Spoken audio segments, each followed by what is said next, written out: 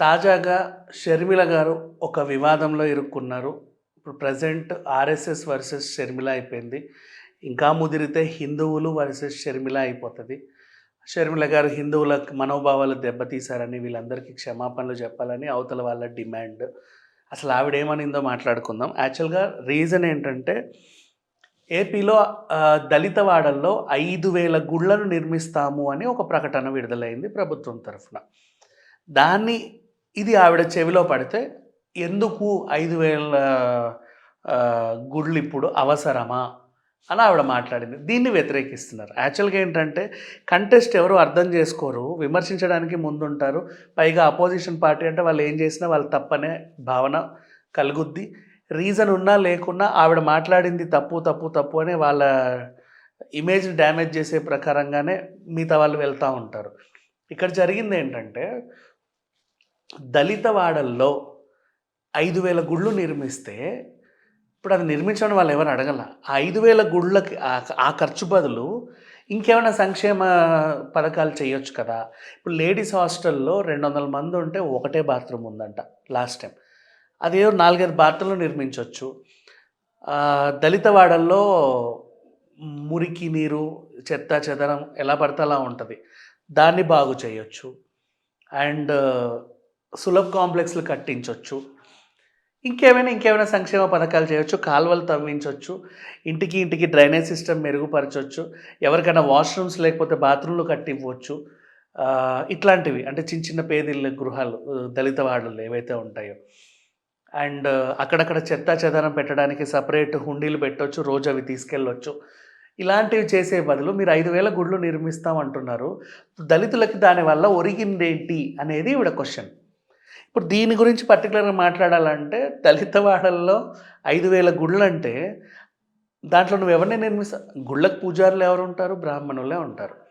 5,000 బ్రాహ్మణ కుటుంబాలకి అది మంచి జరుగుద్ది. అంటే గుడి పక్కనే వాళ్ళు చిన్న ఒక రూమ్ వేసుకొని ఉంటారు.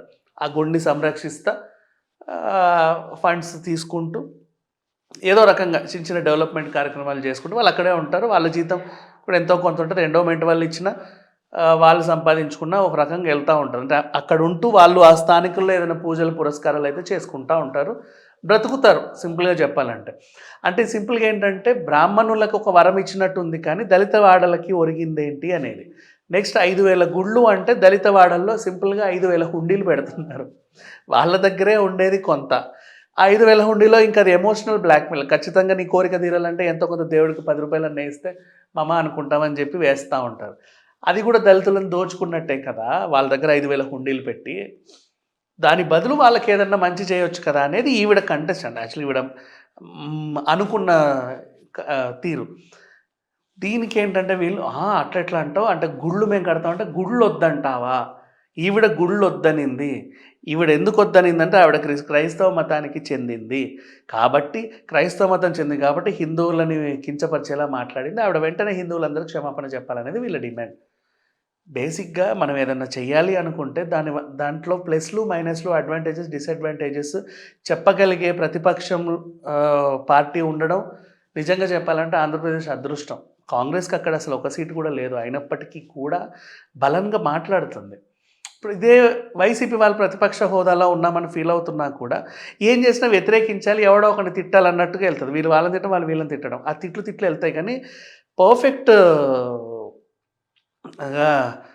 సూపర్వైజింగ్ ఇది. ఒక నిర్ణయం తీసుకున్నామంటే దాని మంచేంటి, చెడేంటి, దానివల్ల ఒరిగేదేంటి, ఒరగందేంటి అనేది పర్టికులర్‌గా చెప్పగలిగే రాజకీయవేత్తలు ఉండడం కూడా రాష్ట్రం అదృష్టమే చెప్పాలి అంటే. సో, షర్మిల గారు చాలా నీట్‌గా మాట్లాడింది. దాంట్లో ఎక్కడ తప్పనేది లేదు. ఆవిడ క్షమాపణ చెప్పాల్సిన అవసరం కూడా లేదు. ఒకవేళ చెప్పినా కూడా ఆవిడకు హుందాతనమే వాటెవర్. విషయం ఏంటంటే, ఇప్పుడు దళిత వాడలు అంటే పేద గృహాలు ఉండేవి. అక్కడ వాళ్ళకి పాపం ఇప్పుడు ఏం చేస్తారు, సరిగ్గా కాలువలు కూడా ఉండవు. ఈ డ్రైనేజ్ అంతా పోవడానికి. అక్కడక్కడే పడేస్తూ ఉంటారు. దానివల్ల ఈగలు, దోమలను మళ్ళీ వాళ్ళనే కుడతా ఉంటాయి. పందులు తిరుగుతూ ఉంటాయి. ఆవులు, కుక్కలు, వీధి కుక్కలు తిరుగుతూ ఉంటాయి. వాళ్ళ పిల్లలు కూడా ఎక్కడ ఆడుకోవాలో తెలియక పాపం అక్కడక్కడే అట్లా వెళ్తూ ఉంటారు. సరైన మైదానాలు ఉండవు, పార్కులు ఉండవు, ఫోన్ సిగ్నల్లు సరిగ్గా ఉండవు, కరెంట్లు ఎప్పుడు పోతూ ఉంటాయి, వస్తాడు. కొంతమంది కరెంట్లు కూడా ఉండవు. టీవీలు సరిగ్గా పనిచేయవు, వర్షం వస్తే ఏది ఎగిరిపోద్దో తెలియదు, ఎక్కడి నుంచి నీళ్లు గారుతాయో తెలియదు, ఎక్కడి నుంచి వరద వస్తుందో తెలియదు, ఆ వరద పోయిన తర్వాత ఏ రోగం వస్తుందో తెలియదు, రోగం వస్తే ఎక్కడికి వెళ్ళాలో తెలియదు, గవర్నమెంట్ హాస్పిటళ్ళు ఉన్నా కూడా అక్కడ ఎవరు ఉంటారో ఉండరో తెలియదు, ఆ హాస్పిటల్ ఎంత దూరం ఉంటాయో తెలియదు. ఇట్లా చాలా ప్రాబ్లమ్స్ ఉంటాయి. వీటి మీద దృష్టి పెట్టకుండా ఇంకొక దాని మీద ఎందుకు ఇప్పుడంత అవసరం ఏముంది అని, అంతకు మించి ఏమీ లేదు, కరెక్టే, పెద్ద ఇదేం లేదు. ఇది సింపుల్ చెప్పాలంటే దళితులకి ఏదో మంచి చేసినట్టు కాదు, దళిత వాడల్లో 5,000 హుండీలు పెట్టినట్టు చెప్పాలంటే. సో దాన్ని ఆవిడ వ్యతిరేకించింది. అది కొంచెం అర్థం చేసుకుంటే better. Thank you so much.